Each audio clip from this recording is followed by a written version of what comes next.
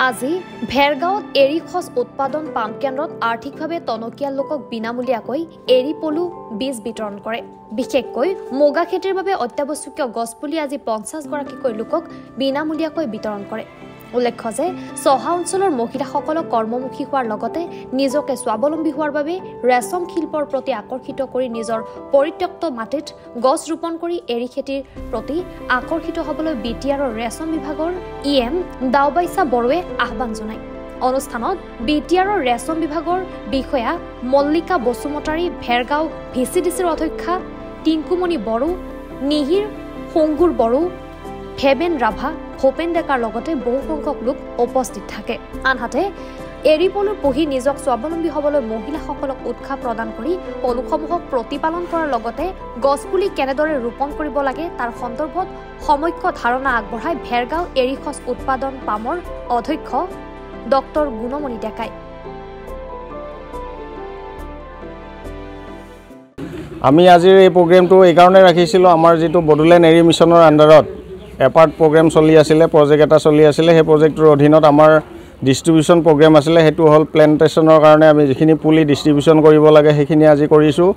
লগতে আমি এটা নতুন আয়োজন ৰাখিছোঁ, সেইটো হৈছে কেষ্টৰ, যিটো আমাৰ এৰাগুটি বুলি কয়। সেই এৰাগুটিটো আমি আজি ডিষ্ট্ৰিবিউশ্যন কৰিব লৈছোঁ। এইকাৰণে ডিষ্ট্ৰিবিউশ্যন কৰিব লৈছোঁ, যিখিনি আমাৰ কেঁচেৰু গছ ৰুওঁতে 3 বছৰ সময় লাগে সেই পাতটো হ'বৰ কাৰণে, আৰু সেইখিনি ফিলিং কৰাৰ কাৰণে এই মাজৰ টাইমটোত যাতে বেনিফিচিয়াৰীখিনি ঘৰত বহি থাকিব নালাগে। আৰু এই কেষ্টৰ গুটিখিনি মাটিত ছটিওৱাৰ পিছত 3 মাহৰ পিছত তেওঁলোকে নতুনকৈ ৰিয়েৰিং কৰিব পৰা হয়।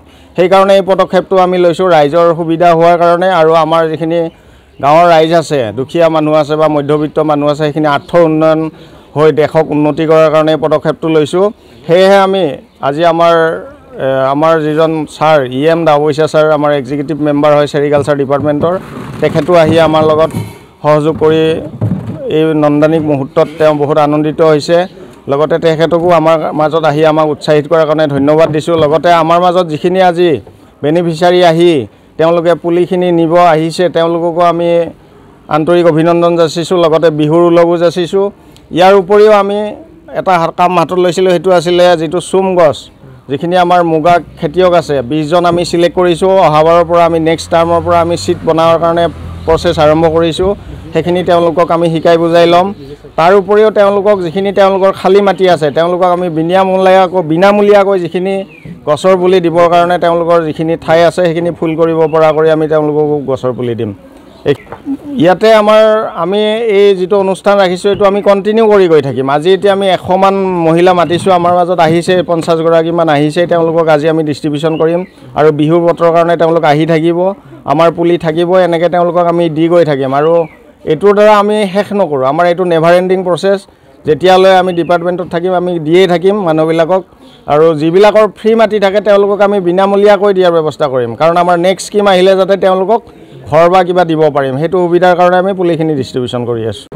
প্ৰথমতে ৰংজালী বৈশাখ আৰু নৱবৰ্ষৰ মই শুভেচ্ছা যাচিছোঁ। আৰু আজি আমাৰ ছেৰিকালচাৰ ডিপাৰ্টমেণ্টৰ ভেৰগাঁও মহকুমাত ভাল এটা কাৰ্যসূচী আমি অনুষ্ঠিত কৰিছোঁ।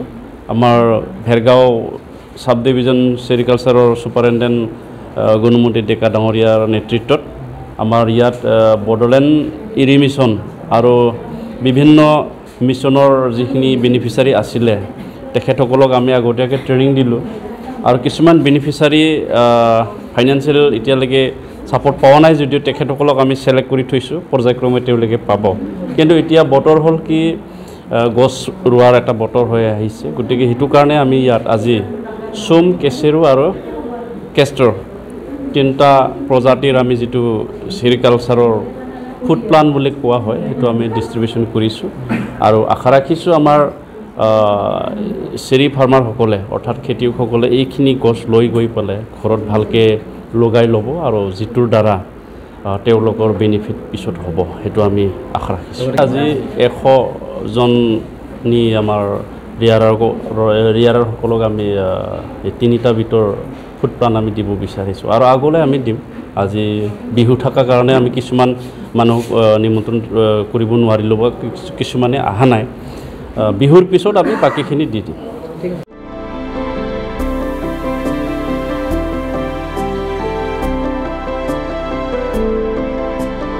ভেৰগাঁৱৰ পৰা চিন্ময় ডেকাৰ ৰিপৰ্ট এনি ভাৰত 24।